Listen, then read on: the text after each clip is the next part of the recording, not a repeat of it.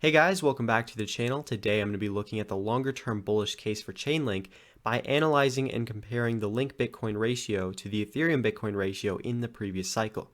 And I'm doing this because I'm noticing a lot of parallels between the two charts. I'm seeing a lot of interesting patterns that are consistent among both pairs.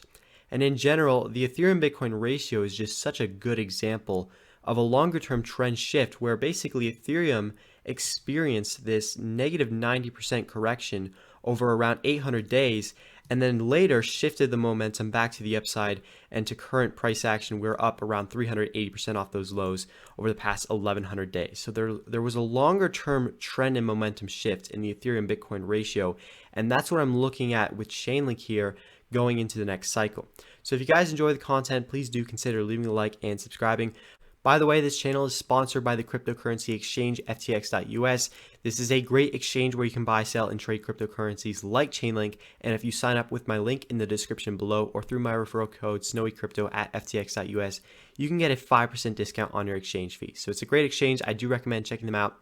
So I'm going to be doing a lot of comparisons in this video, but what I'm going to start off here is by comparing the Chainlink Bitcoin peak to the Ethereum Bitcoin peak back in the previous cycle of 2017. So the blue line on this chart is the Chainlink Bitcoin ratio. And what I've done here is I've overlaid the Chainlink Bitcoin ratio's peak back in the DeFi summer of 2020 to the Ethereum Bitcoin peak right here in June of 2017 to the same day and to the same price. Now the goal here is just to look at the similarities, and by aligning the peaks, you can see how both of them peaked in a very similar way. And in a little bit here, I'm going to be looking at the USD pair and how those are both consistent as well. But notice how they basically had the same blow off top. They had the same corrective move back down where they did form that lower low, came back up, formed a lower high, and then continued that longer term downward trend. So just to illustrate this, I'm going to zoom on to each of the peaks, and then we're going to isolate each chart just to get a better visual of those similarities. So I'm going to first start off by isolating the Chainlink Bitcoin ratio, and notice how we had this big blow off top, this big move to the upside. We came back down, we formed this lower low, and then following that we actually had a lower high formed where we did make it all the way back up to this valuation, but again we did roll over from there, and that was a longer term lower high. So now let's isolate the Ethereum Bitcoin ratio, and it is a pretty similar trend here where you did see a big correction back down, but this one was far more aggressive. We actually saw a low far lower than the Chainlink Bitcoin ratio, and then that high was more aggressive as well, where the common theme here is more volatility. But again, that same structure where you did see that peak, the lower low followed by the lower high, and then that longer term downtrend continuation. Now, another interesting thing is that both of the peaks had similar moves in terms of what the USD pair was doing. So during the DeFi summer rally, when the Chainlink Bitcoin ratio peaked, that didn't correspond to Chainlink USD's all-time high. In fact, Chainlink actually peaked during May of 2021, later on when it experienced this macro lower high.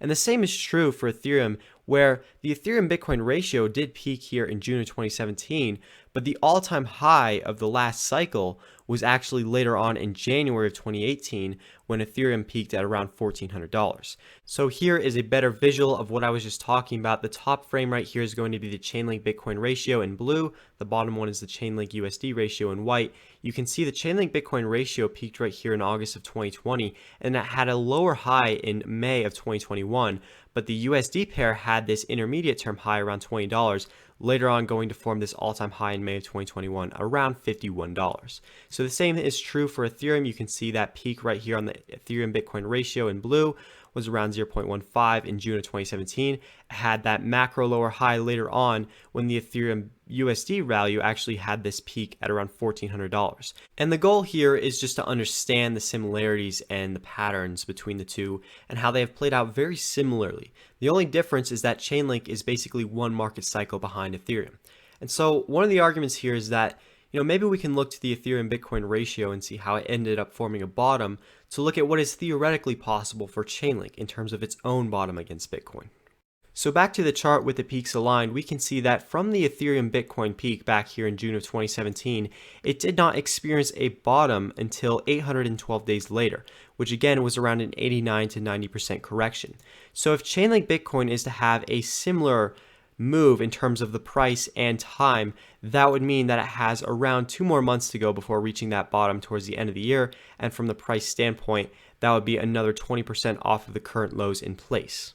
But this is just one way of looking at it. And Chainlink Bitcoin certainly doesn't have to repeat the exact same move that Ethereum Bitcoin did back in the previous cycle. And another thing that we can do is we can actually measure the moves in terms of the lows instead of the highs. And when you do that, you do get a different story. So you can see the goal here is to align the lows. And basically this one is telling us that, well, by now the Ethereum Bitcoin ratio had already bottomed. And what's interesting about this graph is that Chainlink Bitcoin actually took much longer to reach its all-time high, peaking a few months after Ethereum Bitcoin did. And you can see that's also translating to the lows, where the current low in place for the Chainlink Bitcoin ratio is at the very least a few months after the Ethereum Bitcoin ratio had already experienced its longer-term bottom and trend reversal.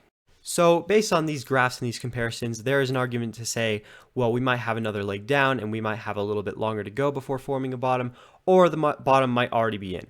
Now, the point here is that whether it is in or not, I do believe at some point or another, the longer term trend against Bitcoin will start to reverse, and that Chainlink will start to outperform Bitcoin eventually. And by comparing Chainlink to Ethereum and by looking at the Ethereum Bitcoin ratio, we can really start to understand what a reversal looked like. And basically what happened with the Ethereum Bitcoin ratio was we formed this double bottom more or less right around this region around 0.017. So you can see we tested that level twice, and then from there we actually went on to set a higher high, and we started to form this new structure where instead of just putting in lower lows and lower highs, we did the reverse. We formed higher lows and higher highs, and then we started to continue that trend, and that momentum really started to reverse. And that is what I'm looking out for to Chainlink Bitcoin into the next cycle. Again, we don't have any convincing signs or evidence of a bottom in place yet, but I do believe at some point or another we will start to see those signs. The momentum will start to shift, and that will present a great opportunity for having an altcoin that longer term will start to outperform Bitcoin. So I hope you guys did enjoy the content and the analysis. Once again, check out our sponsors in the link in the description below.